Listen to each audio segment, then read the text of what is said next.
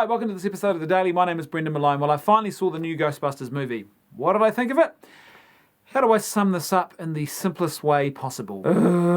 This movie is not a good film. It just is not a well-made movie at all. Now, you might be sitting there thinking, but hold on a minute, Brendan, you've been critical of this concept for months now. So how did you go into this without any sort of bias? And to be fair, I have been critical of aspects of this film leading up to it, and particularly the marketing of it, which has been woeful. However, when I went into this movie, I went into it with a very open mind and as clean a slate as I possibly could. Interestingly enough for me, when I go to movies where my expectations are low, and with this one they were already low, I tend to actually notice the good points more than if I went in and had the movie overhyped in my mind. I'd come out more disappointed. But the other thing I did specifically going into this film was I thought to myself, okay, here's how I'm going to view this movie. I'm going to treat this film as if the original Ghostbusters and Ghostbusters 2 was never ever made. They don't exist. They were never made. They are not concepts. They are not movies. They are not video games or TV series or anything. They were just never made. This concept doesn't exist until this film. And this film is the first time that anybody has made a movie, a comedy, action, horror movie, about a group of people hunting ghosts in New York as if they were rat catchers or exterminators. And so that's how I went into this movie. And with that mindset, if you go into the movie with that mindset, here's what you discover. There are one or two comedic moments that will make you laugh, one or two of them.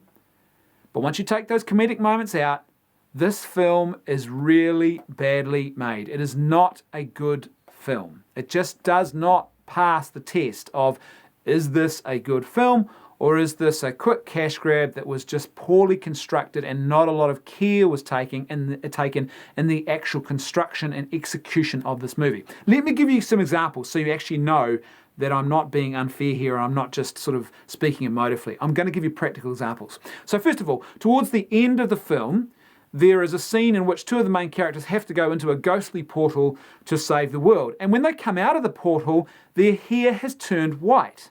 They make a joke about this hair being white. They even come back to the hair colour joke in a subsequent scene. But here's the problem. Nowhere in the lead up to that are we told why their hair has turned white. There is no explanation for why this should happen. The only possible thing you could point to is at one point, one of the Ghostbusters is told not to stand or be in a room too long with a particular machine.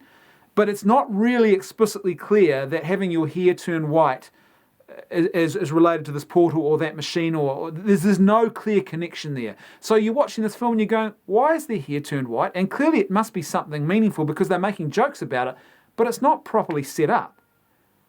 Another example of really poor setup happens with the fact that two of the Ghostbuster characters have this long-standing feud. They've become frenemies. They've fallen out big time. They're not even speaking to each other at the start of the film. Now, at the end of the film, these two characters who save the day, they give each other this big, meaningful hug as one character is saving the other character and putting aside their differences and putting aside their animosity to save the other person because really they're best of friends at the heart of things. Now, that would be fine if it wasn't for the fact that they start with this setup at the very beginning of the film about them being frenemies and not even talking to each other. And within 10 minutes, literally within probably not even 10 minutes, they have completely moved away from all of that setup and they are now interacting with each other as best friends again. They are even colleagues and working together. And the rest of the film, that's how their friendship and their relationship plays out until we get to this end scene where all of a sudden it's like some sort of amazing reconciliation, but the reconciliation makes no sense because they've already reconciled. Another classic example of a major flaw in this film is the way the villain is handled, or not handled as the case may be, because there's such a lack of character development and attention to this character, and the way the character is handled is so problematic and contradictory. So, for example, this guy is a Weasley, puny human bully. He's just this sort of guy that nobody notices, who hates the world and who wants to get revenge. He dies, and then he comes back as this powerful paranormal entity which has godlike powers. Yet there's no explanation for why he should have those powers or where they came from. There is no setup for that whatsoever. Yet he is now able to possess and to control hordes and hordes of human beings and to call forth demonic entities and all sorts of things, which doesn't make any sense because none of that is actually set up for this character. The other thing that's really bizarre about this character is they drop in a little comment at one point about how he used this book on the paranormal that the two Ghostbusters had written as his template and guidebook for creating this big apocalyptic plan that unfolds. However, here's the problem with that. This book was written years before the start of the film, and yet at the start of the film, these same Ghostbusters who have supposedly written this complex manual of the paranormal are acting as if they have never even seen a ghost before. That first scene of the haunted mansion, they are acting like giddy little school children because this is the first moment they've actually captured paranormal footage, and this is the first moment they've seen an apparition like this. And yet we're supposed to believe that years before that event, they wrote a book that was so complex about the paranormal that it became a blueprint for this villain to actually carry out this major and very complex paranormal apocalypse. It just doesn't make any sense. So much of this film just doesn't make any sense. And that's why I'm so staunchly opposed to people saying, oh, you should go and see this film anyway as an act of female empowerment. It's just not. It's rubbish filmmaking. Females act in and have made far better movies than this one. And this is a classic example of what happens when you put propaganda ahead of art. Because this, make no mistake about it, was intended to be a propaganda piece. He completely changed the makeup of the Ghostbusters, Paul Feig here, so you've got 4 females. One of the females is black, and he originally wanted one of the female characters to be a lesbian as well.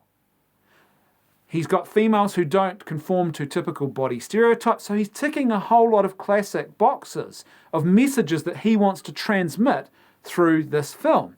The problem is, he's done all that at the cost of actual art. He's not interested in art anymore. He's now interested in making propaganda to try and convey a message. And that's why so many people dislike this film, because it's not good movie making, it's not good cinematic art, and it doesn't show respect for what was a really amazing and very well constructed original franchise. Particularly that first film is a very good example of comedic action horror filmmaking, just filmmaking full stop. It is just really well executed. The other thing about this movie is that unlike the original, where the humour is used at the service of the plot or flows organically out of the plot as the plot develops, this film is literally like a series of Saturday Night Live skits that are all put together, and you have a skit, and then what they do is they string a very paper-thin story through all those skits, and they try and hold it together that way. It just doesn't work. There are scenes in this that are simply not funny. That scene in the mayor's office was woeful. Not to mention the fact, here's another classic plot point problem. This whole concept they have created where the mayor's office wants them to keep being Ghostbusters and keep investigating the paranormal and stopping ghosts, but at the same time they want to publicly denounce and even arrest them and ridicule them for doing that. It is such an absurd and contradictory way of actually creating a plot point around that issue. And the scene in the mayor's office is just not funny. It is literally like watching one of the less funny Saturday Night Live skits. It just doesn't come off. And there's so many of those moments in the film where you can tell they've just chucked in ad-libbed scenes, or where it looks like they are just workshopping a comedy scene, or they're doing some sort of improv night. It doesn't actually look like well-scripted comedy at all. And I think part of the reason is because there's really no strong story there. When you have a really strong story, then the comedy is like the fruit that hangs off a really strong and robust tree. But without the tree, all you've just got is these little bits of fruit hanging off the ground that don't really make a lot of sense and don't make for much of a meaningful experience for those who encounter them. When you see the whole thing put together, it's majestic, it's impressive, it really touches you, or you get a good experience of some kind by being around this thing. When you just got bits of fruit hanging on the ground or dropped on the ground, it doesn't really make much sense at all. And especially when a lot of those skits, they're just not funny. Now, a lot of people talked about the fact that they thought that Chris Hemsworth was one of the funniest things about this film. Well, I disagree. And first of all, I'm kind of surprised by the number of people who are saying, oh, I'm so surprised that Chris Hemsworth can do comedy. I never ever thought that he could do this. This is amazing. Well, yeah, of course he can. If you have watched him in any of the Marvel movies playing Thor, he clearly has this ability to create these sort of comedic turns, and there's a real characterization that he does. There's lots of comedic moments involving that character. So I'm kind of surprised that people are saying, well, I didn't think Hemsworth could do this. But anyway, the point is, his character in this film. Now, I'm not even going to talk about the whole misandry and the fact that they have this movie ridicules men, and his character in particular. Unlike the original film, where the original secretary in the original Ghostbusters, she was actually the one that kept the Ghostbusters together. She was the real driving force behind their business. When you actually look at that film, she was actually quite an important and powerful player in the whole plot. But what they've done with Hemsworth's character in this movie is he's just literally a himbo, an absolute dumb himbo that one of the characters, Kristen Wiig, is chasing around and basically just wants to have sex with. She is literally acting like a dog with her tongue hanging out, panting around this guy in every scene where the two of them are together. If that's female empowerment, then I don't think you've understood what female empowerment is actually supposed to look like, by the way. But the point is, his character gets old very quickly. And he's actually not that funny by the time the movie has wore on and you've got used to his character. I actually thought that Kate McKinnon was far more invested in her role. Yeah, there's lots of typical Kate McKinnon tropes there, but I think she gave herself to the role really well, and it was interesting because she wasn't just acting in a dumb movie, she really created a character there, and I think Leslie Jones as well was also really good. Now, I know some people say, oh, but there was this sort of stereotypical black thing going on. Oh, in actual fact, the thing is, she was just expressing traits that are common in the black community, particularly amongst black women. And I think I don't have any problem with that at all. And I think she did it well, and it was funny, and it was really respectful. It wasn't derogatory. It wasn't disrespectful. And I think she really created a character that had a bit of life and a little bit of realism to it as well in some ways. But the other characters in this movie, the other characterizations, they're not well written. They are not particularly well acted, and like I said, it's just a series of comedy skits that are stuck together with a very paper-thin story they've tried to tie around them as like a bow to try and keep this whole thing together. But it's just not good filmmaking. It really isn't good. You might go into this and have a few chuckles, but this won't be a memorable film. It certainly won't be a film that you go, oh, I'll go back and watch that or buy that on DVD and add it to my collection.